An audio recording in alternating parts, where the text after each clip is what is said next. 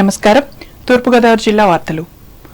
తూర్పుగోదావరి జిల్లా Nidadavolu municipal council సమావేశం chairman Bhupathi Adinarayana అధ్యక్షతన శనివారం నిర్వహించారు. ఈ సమావేశంలో నిధుల కేటాయింపు, అభివృద్ధి కార్యక్రమాలపై వాడివేడిగా చర్చ జరిగింది. ఈ సమావేశంలో ముఖ్య అతిథిగా పాల్గొన్న రాష్ట్ర పర్యాటక సాంస్కృతిక సినిమాటోగ్రఫీ శాఖ మంత్రి కందుల దుర్గేష్ మాట్లాడుతూ రాష్ట్ర ప్రభుత్వం ప్రజా పరిపాలన అందిస్తుందని అన్నారు. స్థానిక సంస్థలు ప్రజల అవసరాలను గుర్తించి తగు చర్యలు తీసుకోవాలని పేర్కొన్నారు. అలాగే నిధుల కేటాయింపులో పారదర్శకత పాటిస్తామని స్పష్టం చేశారు. ఈ సమావేశంలో వైస్ చైర్మన్లు Y Balaraju, G Venkatalakshmi, commissioner K Krishnaveni, కౌన్సిలర్లు పాల్గొన్నారు.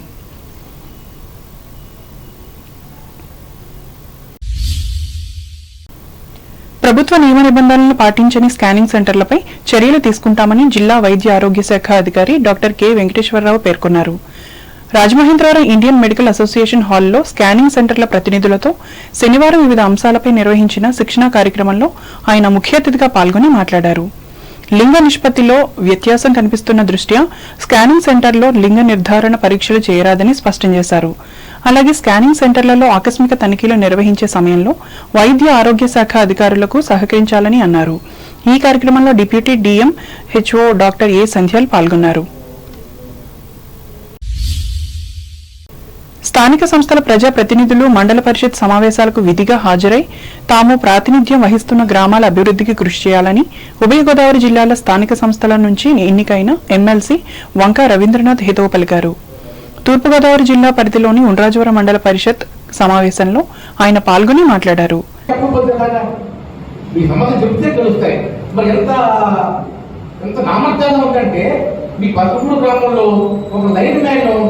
ఫ్రాడ్ చేస్తే ఆ ఫ్రాడ్ చేసిన వ్యక్తిని ట్రాన్స్ఫర్ చేస్తారని చెప్తున్నారంటే ఒక అసమర్థతగా ఉంటుంది. మనకి అధికారులు ఇమ్మీడియట్ గా మనం కేసు కట్టి మీకు అరెస్ట్ చేయాలి, అరెస్ట్ చేయించి డిపార్ట్మెంట్ సస్పెండ్ చేయాలి. అలాంటి సమస్యలు మీరు మా దృష్టి కూడా పెట్టాలి. మీరు ఏ సమస్య వచ్చినా సరే ఇక్కడ మంత్రి గారికి పెట్టండి, శాసన మండలి సభ్యులకు మాకు పెట్టండి, మేము కూడా డిపార్ట్మెంట్ దగ్గరికి వెళ్తాం, వాళ్ళతో మాట్లాడతాం. మేము ఉన్నాం అందుకోసమే.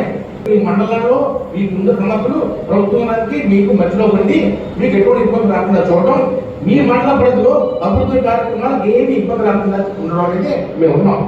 ప్రభుత్వం ఇవంతా డబ్బంతా ప్రజలదే. ఏ బిల్డింగ్ మధ్యలో ఆగిపోకూడదు. ప్రతి బిల్డింగ్ ఉపయోగంలో రావాలి. మీరు చెప్పినట్టుగా ఉపయోగంలో వచ్చేదాకా అక్కడ పైన ఉన్నారు, పైన మంత్రులు కూడా వాళ్ళు అంగీకరిస్తున్నారు. అక్కడ ఉండే కోటాలు అక్కడ మినిస్టర్తో మాట్లాడి ఎందుకు దీనికి చేయడం అని చెప్పేసి. అలాగే మీరు సమర్థవంతంగా ఉండాలి. సమర్థవంతంగా ఉండి మీరు ఉంటే కనుక మనలో చాలా అభివృద్ధి వస్తుంది. తప్పనిసరిగా అన్ని విషయాలను నేను మీకు ఒక సపోర్ట్గా ఉంటాను. మీకు ఒక యాక్టివ్గా ఉండే మంత్రిగా ఉన్నారు, వాళ్ళు కూడా అన్ని ఎంతో బాగా యాక్టివ్గా ఉన్నారు. ఇక్కడ పార్టీలకు అతీతంగానే మనం ఒక ఈ మండలానికి అభివృద్ధి కోసం మనతో కలిసి బాగా.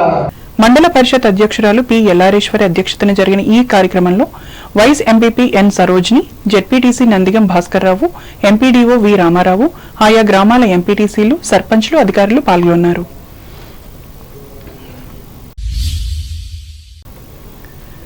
ఉండ్రాజవరం మండలం పాలంగి గ్రామానికి చెందిన గోల్డెన్ కిడ్స్ పాఠశాలలో శనివారం మ్యాథ్స్ ఎక్స్పో కార్యక్రమాన్ని నిర్వహించారు. ఈ సందర్భంగా తనకు ఉప విద్యాశాఖ అధికారి డి మురళీ సత్యనారాయణ ముఖ్య అతిథిగా పాల్గొని మాట్లాడారు. ఇంకా ఈ కార్యక్రమంలో మండల విద్యాశాఖ అధికారి సక్సేనారాజు, సంస్థ డైరెక్టర్ బి ఉమా, గణిత శాస్త్ర ఉపాధ్యాయులు, విద్యార్థులు పాల్గొన్నారు.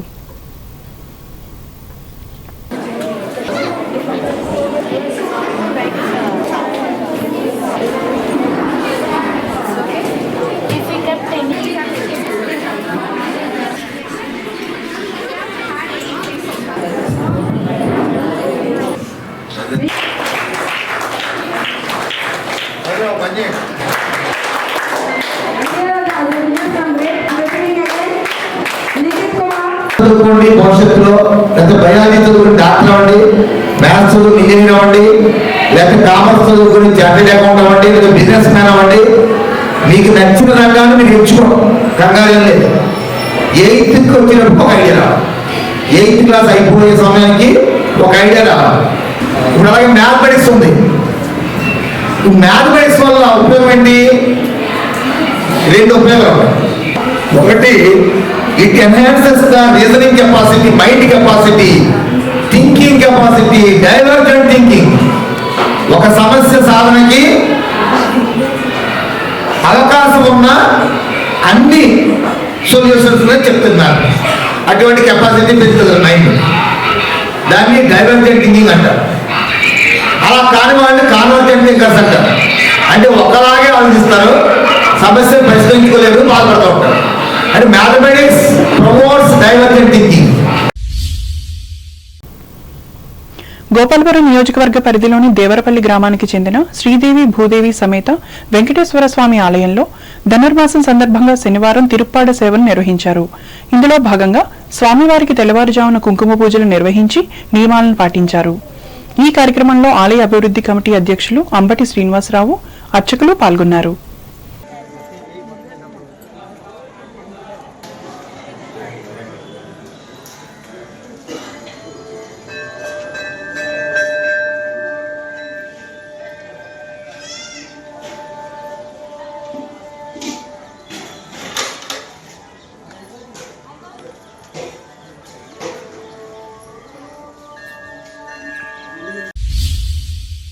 అంబేద్కర్ కోనసీమ జిల్లా వార్తలు. అమలాపురం పట్టణంలో రైతు బజార్ను పునః ప్రారంభించేందుకు చర్యలు చేపట్టినట్లు అంబేద్కర్ కోనసీమ జిల్లా జాయింట్ కలెక్టర్ టి నిశాంత్ తెలిపారు. ఈ మేరకు ఈ ప్రాంగణంలో శనివారం నిర్వహించిన రైతు అవగాహన సదస్సులో ఆమె పాల్గొని మాట్లాడారు.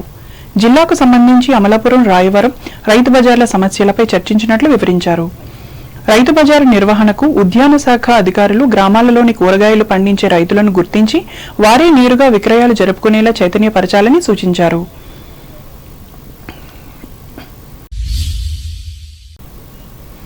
జనవరి 5వ తేదీన విజయవాడలో జరిగే హైందవ సంఖారావం బహిరంగ సభను విజయవంతం చేయాలని పి గన్నవరం నియోజకవర్గ సర్పంచుల సమాఖ్య అధ్యక్షులు లూటుకూరు గ్రామ సర్పంచ్ అడబాల రామసత్యనారాయణ విజ్ఞప్తి చేశారు.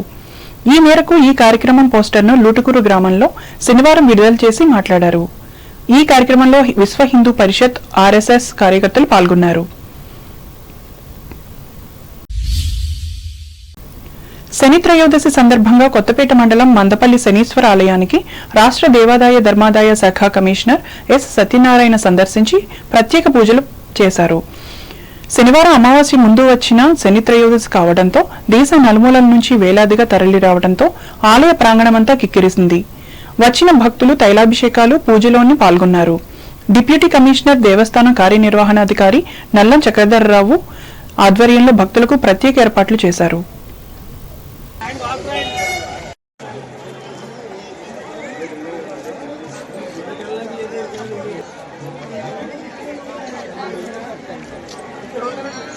క్షేత్రం ముఖ్యంగా ఏలినట్స్ అనేటువంటి వాళ్ళు, అర్ధాష్టం శని కలిగినటువంటి వాళ్ళు, ఇతర సమస్యలతో బాధపడుతున్నటువంటి వాళ్ళందరూ కూడాను ఈ మందపల్లి క్షేత్రానికి రావడం, ముఖ్యంగా శని త్రయోదశి నాడు శనివారాల్లోనూ వారి యొక్క గ్రహ పరిస్థితిని బట్టి ఇక్కడ పూజలు చేసుకోవడం అనేది ఆనవాయితీగా జరుగుతున్నటువంటి ప్రక్రియ.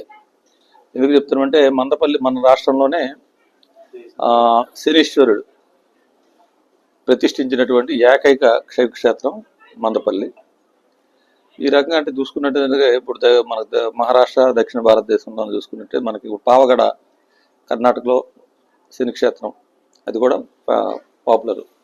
అదే రకంగా శని సింగాపూర్ అనేది మహారాష్ట్ర పాపులర్. అయితే వాటికి వీటికి ప్రత్యేకత ఏంటంటే ఇది స్వయంభూ మరియు ఏకైక శనీశ్వరుడు స్థాపితం చేయబడిన మందేశ్వర స్వామి దేవస్థానం. అయితే ఈ మధ్య రాష్ట్ర ప్రభుత్వం వారు వార్తలు ముగించే ముందు ముఖ్యాంశాలు మరోసారి. పశ్చిమ గోదావరి జిల్లా కేంద్రం భీమవరంలో వైభవంగా ఆరంభమైన బాలోత్సవం, ముఖ్య అతిథిగా పాల్గొన్న ఎమ్మెల్సీ గోపిమూర్తి. తణుకు వెంకటేశ్వర స్వామి ధనుర్మాస పూజల్లో పాల్గొన్న ఎమ్మెల్యే ఆర్మిల్లి, ఆలయ అభివృద్ధికి సూచనలు, సలహాలు. తణుకులో ఘనంగా ఎమ్మెల్సీ రవీంద్రనాథ్ జన్మదిన వేడుకలు, పేదలకు అన్నదానం చేసిన తేతలి పైడిపరువు లయన్స్ క్లబ్ సభ్యులు. చట్ట ప్రకారం అన్ని అనుమతులతోనే నెలకొల్పిన తేతలి లోహం foods private limited, press meet లో ప్రకటించిన సంస్థ జనరల్ మేనేజర్ అరవింద్ సరీన్. తణుకు నియోజకవర్గ మద్యం వ్యాపారంలో ఎమ్మెల్యేకు భాగస్వామ్యం లేదు, ప్రచారాన్ని ఖండిస్తూ స్పష్టం చేసిన బ్రాందీ షాపు యజమానులు.